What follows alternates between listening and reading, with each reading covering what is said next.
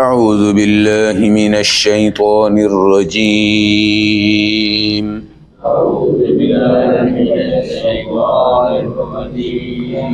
بسم اللہ الرحمن الرحیم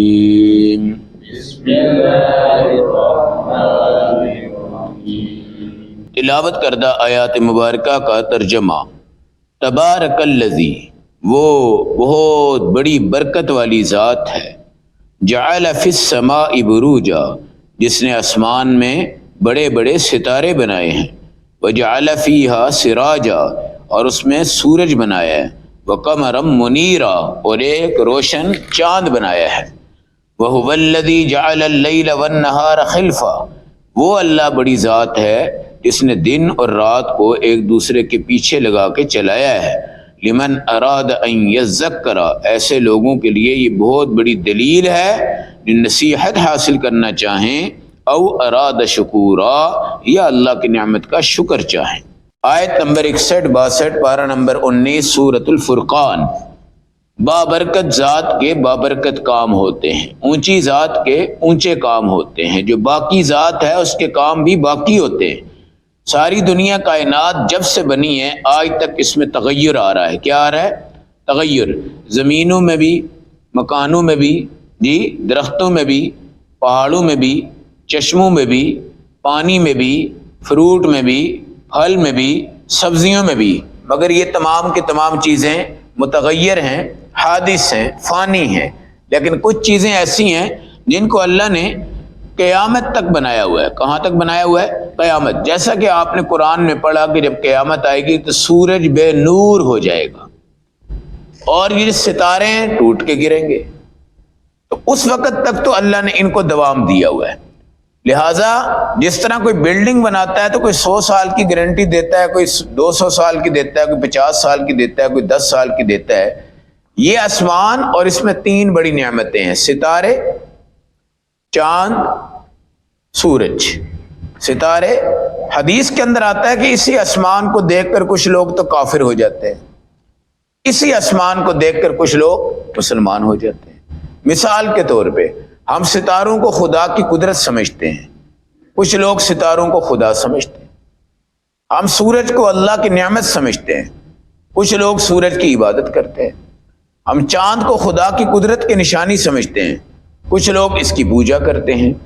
اس طرح جب بارش برستی ہے ہم تو کہتے ہیں یہ خدا کی رحمت آئی ہے، کہیں دنیا کہتی ہے یہ ہمارے پیر صاحب کی وجہ سے برسی ہے، ورنہ اس نے برسنا ہی نہیں تھا۔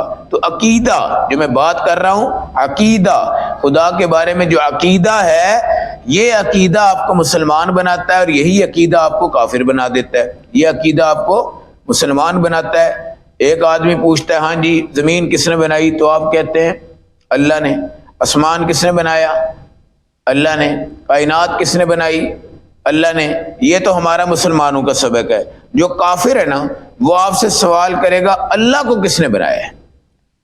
اب اس میں ہم غور و خوض میں چلے جائیں گے، ہم دلائل ڈھونڈیں گے، سوچیں گے، حالانکہ اس میں سوچنا کفر ہے، اس مسئلے میں سوچنا کفر ہے، اس لیے کہ ہمارا عقیدہ ہے کہ اللہ کو بنانے والا کوئی نہیں، اللہ کو بنانے والا کوئی نہیں۔ اب اگر یہاں سوچیں اور ایک بندہ آپ سے بتا دلائل دو جی اللہ کو کس نے بنایا ہے، ہم کہیں جی اللہ تو اپنی قدرت سے بنا ہے، اللہ تو اپنی قدرت سے بنا ہے۔ تو خیر عقیدے کی بنیاد کس کی بنیاد ہوتی ہے؟ اب دیکھیں یہ جو ڈیزائن ستاروں کا ہے یہ آسمان پہ، یہ کیسا خوبصورت نظام ہوتا ہے، بالکل کمال کے اوپر اللہ نے ایک سطح لگائی ہوئی ہے اور بہترین وہاں پہ چار رہے ہیں۔ اس طرح جب سورج نکلتا ہے اپنی ٹکیا کو کھولتا ہے آہستہ آہستہ آہستہ آہستہ آہستہ، پھر وہ سمٹتے سمٹتے سمٹتے سمٹتے اللہ اس کو پیک کر دیتے ہیں۔ ایک بلب ہے، کیا ہے یہ؟ ایک بلب ہے۔ اگر اس کے سامنے بادل آ جاتے ہیں نا نیچے، اس کی پورا اندھیرا چھانا شروع ہو جاتا ہے۔ اگر اس پہ گرن لگ جاتا ہے اندھیرا چھانا شروع ہو جاتا ہے۔ اللہ اس پردے کو بجھاتے تو ساری کائنات دھوپ سے محروم ہو جائے گی، اور جہاں دھوپ نہیں نکلتی وہاں کے لوگ بہت جلدی مرنا شروع ہو جاتے ہیں۔ یہ دھوپ بہت بڑی نعمت ہے۔ یہ آپ کے درجہ حرارت کو، آپ کی زمین کے درجہ حرارت کو، آپ کے مکان کے درجہ حرارت کو، آپ کے بستر کے درجہ حرارت کو، آپ کے کپڑوں کے درجہ حرارت کو بڑی معتدل کر دیتی ہے۔ دھوپ بہت بڑی نعمت ہے، بہت بڑی نعمت ہے، اللہ نے ہمیں یہ دی ہے۔ پاکستان ایک ایسا ملک اللہ نے ہمیں دیا ہے، یہاں پہ بڑے بڑے موسم ہیں، بڑے خوبصورت لمحات ہیں اور بڑے مزیدار ہیں۔ کہیں دنیا ایسی ہے صرف سمندروں کے جزیروں کے کناروں پہ رہتی ہے، سمندروں کے جزیرۃ العرب، سمندر کے کنارے پہ رہی ہے نا ساری دنیا، اور باقی خشکی ہے۔ باقی کیا ہے؟ خشکی ہے۔ یہ سبزہ، یہ درخت، یہ برف، یہ مختلف قسم کے نباتات، احجار، اشجار، یہ ساری چیزیں اللہ کی نعمتیں ہیں۔ تو تین چیزوں سے آسمان کو مزین کیا ہے۔ کس سے کیا ہے؟ تین چیزوں سے۔ مگر کمال یہ ہے کہ آج تک ستاروں میں کوئی تغیر نہیں ہے، اور چاند میں کوئی تغیر نہیں ہے، اور سورج میں کوئی تغیر نہیں ہے۔ حالانکہ چاند ایک دفعہ ٹوٹے ہوا ہے، ٹکڑے ہوا ہے، اس کو شق قمر کہتے ہیں۔ ہمارے نبی کا یہ بہت بڑا معجزہ ہے، چاند کے دو ٹکڑے ہونا، مگر ایسا جوڑ لگا ہے کہ اس کے بعد آج تک ایسے ہی ہے۔ اللہ نے اس کو توڑا ہے تاکہ معجزہ دکھا دیے جائے، لیکن اللہ نے پھر اس کو جوڑ دیا۔ تو پوری دنیا میں تبدیلیاں ہیں، مگر ان چیزوں میں کوئی تبدیلی نہیں ہوتی، یہ اللہ کی تخلیقات۔ لیکن یہ چیزیں بھی تباہ اللہ کر دیں گے جب قیامت شروع ہوگی۔ جب قیامت کیا ہو جائے گی؟ شروع ہو جائے گی۔ تو ان چیزوں کو دیکھ کر ہمیں پتنگیں نہیں اڑانی چاہیے، یہ پتنگیں نہیں اڑانی چاہیے۔ ان چیزوں کو دیکھ کر اللہ کو یاد کرنا چاہیے۔ ان چیزوں کو دیکھ کر کیا کرنا چاہیے بھائی؟ اللہ کو یاد کرنا چاہیے۔ تو کچھ لوگ پتنگیں اڑاتے ہیں، کچھ لوگ ان کی پوجا کرتے ہیں، کچھ لوگ سورج کی عبادت کرتے ہیں۔ جو ہندو ہیں وہ سورج کے سامنے اس طرح بیٹھے ہوتے ہیں۔ وَهُوَ الَّذِي جَعَلَ اللَّيْلَ وَالنَّهَارَ خِلْفًا، اللہ نے دن کو اور رات کو اگلا پچھلا نظام بنایا ہے۔ یہ دونوں کا انقلاب دنیا کا یہ دن اور رات ہے۔ ہم اس پہ غور نہیں کرتے، ہم کہتے ہیں گھڑیوں پہ دیکھو جی کیا ٹائم ہو گیا، رات شروع ہو گئی، دن شروع ہو گیا۔ اللہ والے گھڑیوں پہ ٹائم نہیں دیکھتے تھے۔ اللہ والے تو بھائی جاتے تھے، پہاڑوں پہ کھڑے ہوتے تھے، آسمان کو دیکھتے تھے، ستاروں کو دیکھتے تھے، چاند کو دیکھتے تھے، سورج کو دیکھتے تھے، اور وہ اپنا اندازہ بتاتے تھے کہ یہ چاند فلاں تاریخ کا ہے، یہ ستارہ فلاں تاریخ کا ہے، یہ فلاں تاریخ کا ہے، یہ فلاں تاریخ کا ہے۔ اور ان ستاروں سے وہ نماز اپنی پڑھتے تھے، اس چاند سے وہ اپنی نماز پڑھتے تھے، اسی سے وہ اپنے روزے رکھتے تھے، اسی سے وہ اپنی افطاری کرتے تھے، اسی سے وہ عید مناتے تھے، اسی کو۔ آج کل مشینری کا سسٹم ہے، چاند دیکھنے کے لیے کوئی بندہ اہتمام سے باہر نہیں نکلتا۔ ہمارے نبی علیہ السلام باقاعدہ باہر آتے، جب چاند نظر آتا تو آپ دعا فرماتے، اور اس کے بعد صحابہ سے کہتے چاند دیکھو۔ چاند نظر آتا تو آپ ان سے کہتے تم بھی دعا کرو۔ حضرت فاطمہ سے کہتے آؤ بیٹا میں تمہیں چاند دکھاؤں۔ حسن سے کہتے آؤ بیٹا۔ آج کل تو ہم دیکھ رہے ہوتے ہیں یار عید کا چاند دیکھو، کس کا؟ یا پھر کس کا دیکھو جی؟ روزوں کا دیکھو۔ اب روزوں کا دیکھتے ہیں تو کسی کے منہ پہ تو تیور چڑھے ہوتے ہیں اور کوئی بندہ خوش ہو رہا ہوتا ہے، کسی نے یہ دیکھنا ہے یار 19 تراویحیں پڑھنی ہے نا، ہے مصیبت ہے۔ اور کچھ لوگ کہتے ہیں نہیں ہم نے 8 پڑھنی ہے۔ 8 والے ڈبل مصیبت میں ہوتے ہیں، اس لیے کہ 2 سے 12 اگر امام صاحب پڑھاتے ہیں 8 تراویحوں میں تو لگ پتہ جاتا ہے، کیا ہوتا ہے؟ لگ پتہ جاتا ہے۔ 1 سے 12 اگر بندہ 20 تراویحوں میں پڑھاتا ہے تو ریسٹ بھی ملتا ہے، سکون بھی ملتا ہے، سننے کو بھی آپ کو مزہ آتا ہے، سنانے کو بھی مزہ آتا ہے۔ تو وہ تراویحیں جنہوں نے پڑھنی ہے وہ تو الحمدللہ شکر ادا کرتے ہیں۔ قرآن یہ کہتا ہے لمن اراد ان یذکر او اراد شکورا، یہ دن رات سورج کا نظام کچھ لوگوں کے لیے نصیحت ہے، شکرانہ ہے، اور کچھ لوگ اس کو دیکھ کے تیور چڑھا دیتے ہیں، یار کہاں سے نظر آ گئے۔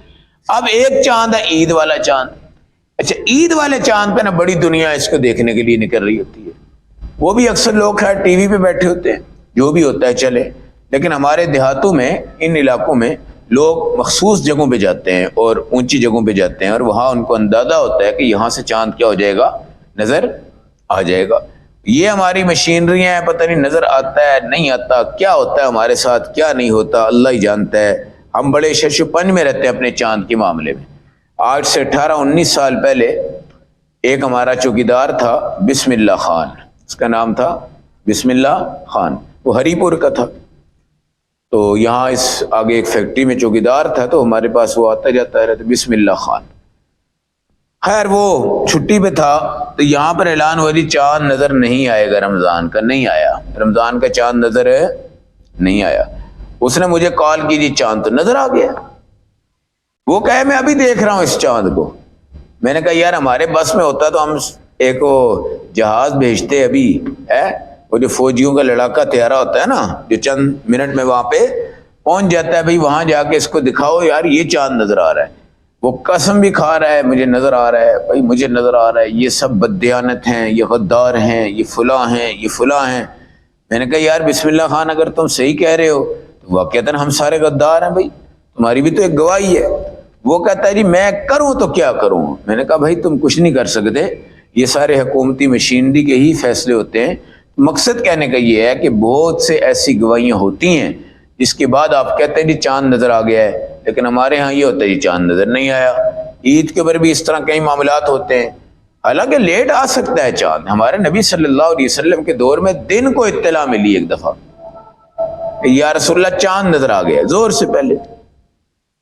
آپ نے فرمایا روزہ توڑ دو، روزہ توڑ دو، لیکن عید کل پڑھ لیں گے۔ عید کیا کر لیں گے بھائی؟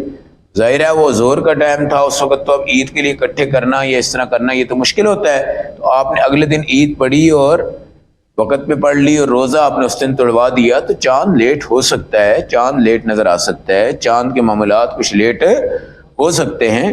تو بھائی یہ چاند سے کتنے فائدے ہیں، ستاروں سے کتنے فائدے ہیں، ہے نہیں؟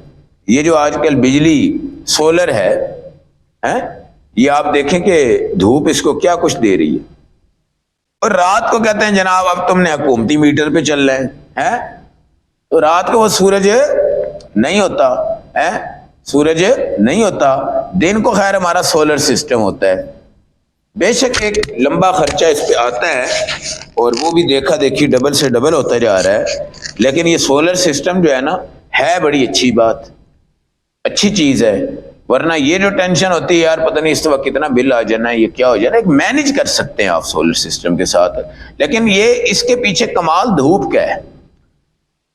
اب ہمارے بڑے بڑے جوان ہیں، بڑے بڑے کارنامے کرتے ہیں، کوئی جناب بیٹریاں تیار کر لیتا ہے، کوئی بجلی پہ چلنے والی وہ گاڑی چلا لیتا ہے، کوئی بیٹریوں پہ چلنے والی، کوئی سورج کی شعاؤں سے، لیکن ہمارے یہاں کا طبقہ، ہماری حکومتیں ہیں، یہ سب اس کو غائب ہی کر دیتے ہیں۔ ایسے انجینئروں کو بھی اٹھا کے پتہ نہیں وہ دنیا سے ہی سائڈ پہ کر دیتے ہیں کہ یار کوئی ایسا بندہ ہمیں نظر نہ آئے جو ایسی چیز ایجاد کر دے کہ جہاں پر ہمارا لینا اور دینا اور ہمارے گھپلے اور کرپشن یہ تمام چیزیں کیا ہو جائیں، ختم ہو جائیں۔ حالانکہ بڑے بڑے اللہ نے ذہن دیے ہوئے ہیں، بڑے بڑے اللہ نے ذہن دیے ہوئے ہیں۔ ماچس کے تیلی سے بم بناتے ہیں مجاہدین، ماچس کی تیلی سے۔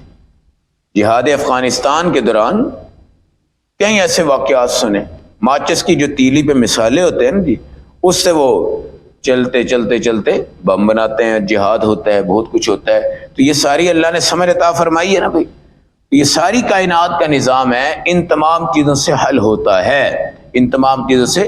تو چاند جب نظر آئے تو اہتمام سے دیکھا کریں، چاند جب نظر آئے تو اہتمام سے دیکھا کریں۔ انگریزی تاریخ آج سب کو یاد ہوتی ہے، لیکن قمری تاریخ یاد کرنے کے لیے ان کو بڑا کیلنڈر پہ جانا پڑتا ہے اور بڑے غور و خوض کی بات، وہ کہتے ہیں کہ ربیع الاول کی تاریخ یہ ہے اور ربیع ثانی کی تاریخ یہ ہے۔ ویسے پوچھے نومبر کتنا ہے، اکتوبر کتنا ہے، دسمبر کتنا ہے، تو ایک دم بتا دیتے ہیں۔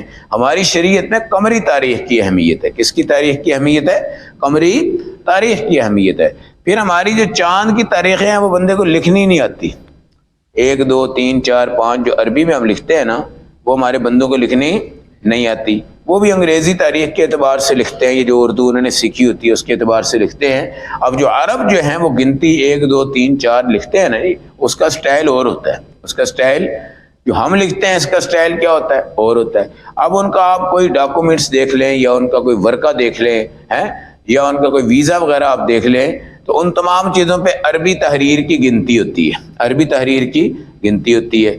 اب وہ ہماری سمجھ سے باہر ہوتی ہے۔ تو ہمارا رجحان سارا کا سارا قمری تاریخ سے ہٹ گیا ہے، چاند سے ہٹ گیا ہے، اس جنتری سے کیا ہو گیا ہے، ہٹ گیا ہے۔ اللہ کہتے ہیں دن کو دیکھو یہ جا رہا ہے، رات یہ آ رہی ہے، پھر یہ جا رہی ہے، پھر دن آ رہا ہے، پھر رات جا رہی ہے، پھر وہ آ رہی ہے، ڈے نائٹ شفٹیں لگی ہیں۔ اللہ کا نظام قدرت ہے، اور جس وقت یہ آتے ہیں فرشتوں کی ڈیوٹیاں بھی تبدیل ہو جاتی ہیں، صبح کے فرشتے اور ہوتے ہیں، رات کے فرشتے اور ہوتے ہیں۔ تو بھائی یہ جتنا انقلاب دنیا میں اللہ روزانہ ہمیں دکھاتے ہیں، ہم اس پہ غور کوئی بھی نہیں کرتے۔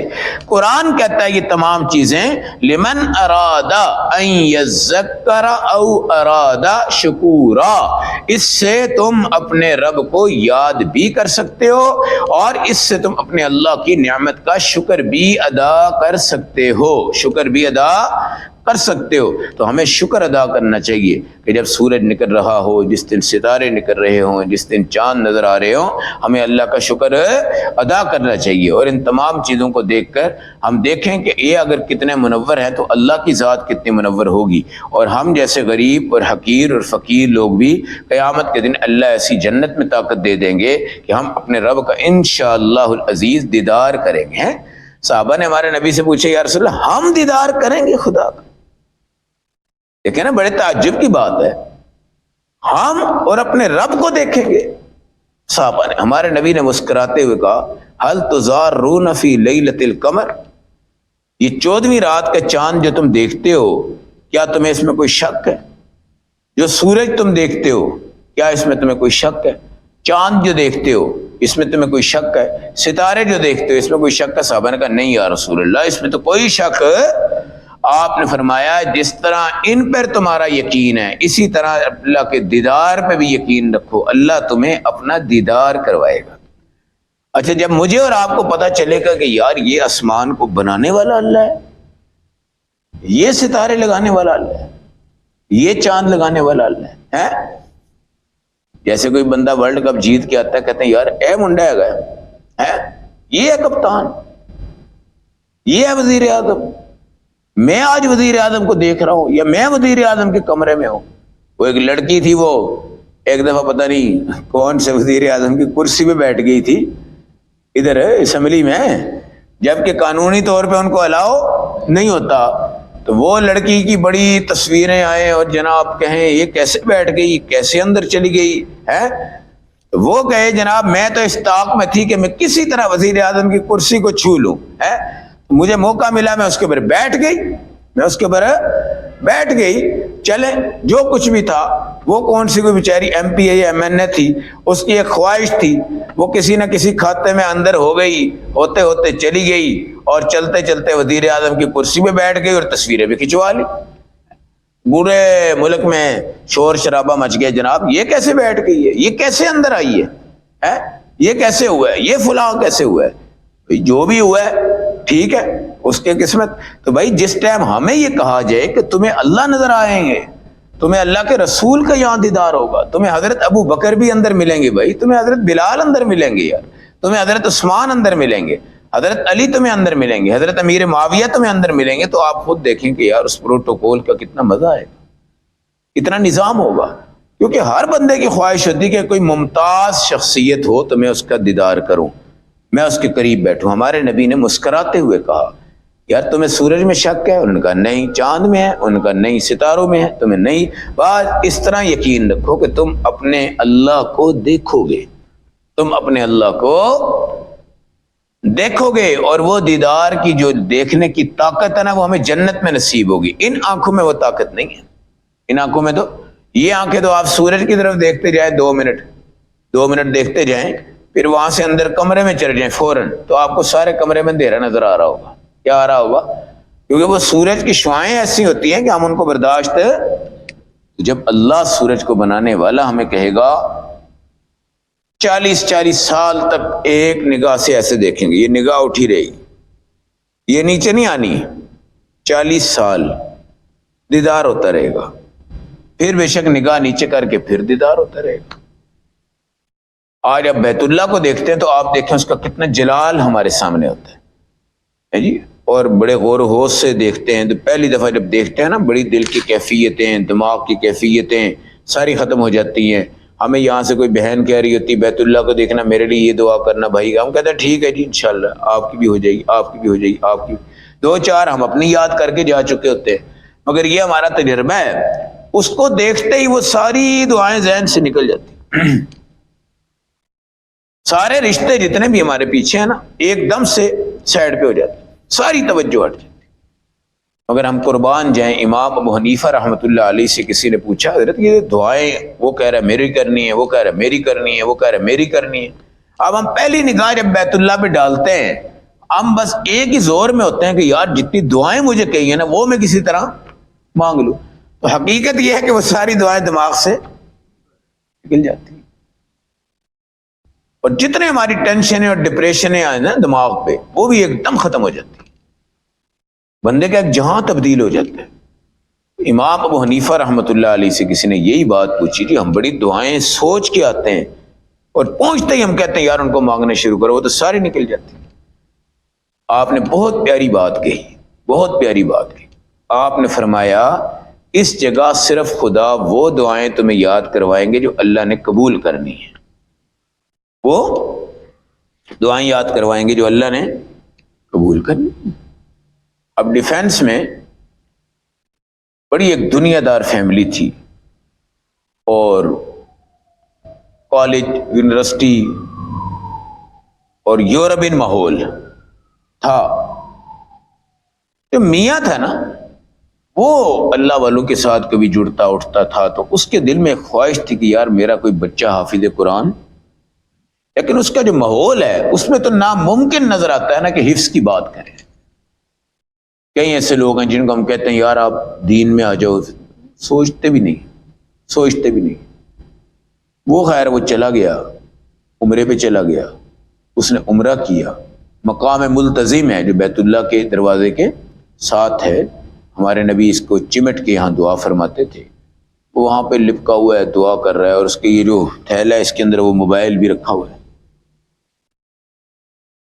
موبائل پہ اس کی بیوی اس کو کہتی ہے کہ میں نے حمزہ کو جو ہے نا فلاں مدرسے میں حفظ کے لیے ڈال دی ہے. وہ اتنا حیران ہوتا ہے کہ سن کر اس کا موبائل ہاتھ سے گر جاتا ہے، اور مطلب اس کو سمجھ نہیں آ رہی ہوتی کہ یہ کیا ہے، کوئی خواب تو نہیں ہے، کوئی جنات کا مسئلہ تو نہیں ہے یہ. پھر وہ موبائل اٹھاتا ہے، پھر اس سے بڑی تسلی سے بات ہوتی ہے. وہ کہتی جی میں نے اس کو داخل کروا دی. کوئی بڑا ہائی لیول کا سکول ہے جہاں حفظ بھی ہوتا ہے گلبرگ میں. خیر اس نے اپنا واقعہ لکھا. اس نے کہا میں پیچھے گیا اور پھر میں نے جا کے تسلی سے بات کی. ہوا یہ کہ وہ کہتا ہے میں روزانہ مقام ملتزم پہ لپٹ کے دعا کرتا تھا اللہ میرا فلاں جو بچہ ہے نا اس کو حفظ کے لیے قبول فرما. اب جناب بیوی کو کہیں خواب نظر آیا کہ وہ جا رہی ہے جہنم میں اور کوئی بچہ رومال پکڑ کے اس کو کھینچ رہا ہے، اور اس بچے کے پیچھے ایک سمندر ہے بچوں کا، پورا ایک ادارہ ہے جس کو کہہ سکتے ہیں. بس وہ خواب ہی اس کے دل کی تبدیلی کا ذریعہ بن گیا، اور اس نے 2 دن یہ باتیں چلانی. لوگوں نے کہا نہیں یہ کیسی بات ہے، یہ کیسے ہو سکتا ہے، یہ فلاں یہ تھے. اس نے کہا میں ایسی جگہ داخل کرواتی ہوں جہاں کسی کو اعتراض بھی نہیں ہوگا، جو انگلش میڈیم بھی ہو، ساتھ حفظ بھی کروائے ہیں. بچے کو ماشاءاللہ اس نے پروا لیا. پھر وہ بچہ حافظ قرآن بن گیا. پھر وہ میاں بیوی گئے اور اس کو وہاں جا کر نبی پاک کے روضہ پہ کھڑا کیا، آخری صورتیں پڑھائی. پھر بیت اللہ پہ لے کر آیا اور اپنی بیوی کو اس نے بتایا کہ اس جگہ پہ میں نے حمزہ کے لیے دعا کی تھی. کیا کی تھی بھائی؟ حمزہ کے لیے دعا کی تھی. تو یہ بیت اللہ قبولیت ہے دعاؤں کا ذریعہ. امام ابو حنیفہ کہتے ہیں فکر نہ کرنا، جو دعا اللہ نے قبول کرنی وہ تمہارے دماغ میں آ جائے گی، جو نہیں کرنی وہ تمہارے دماغ میں نہیں آئے گی. اللہ ہم سب کو اپنی عبادت اور خدمت کی توفیق نصیب فرمائے اور مخلوق کی خدمت ہم کریں. اللہم صلی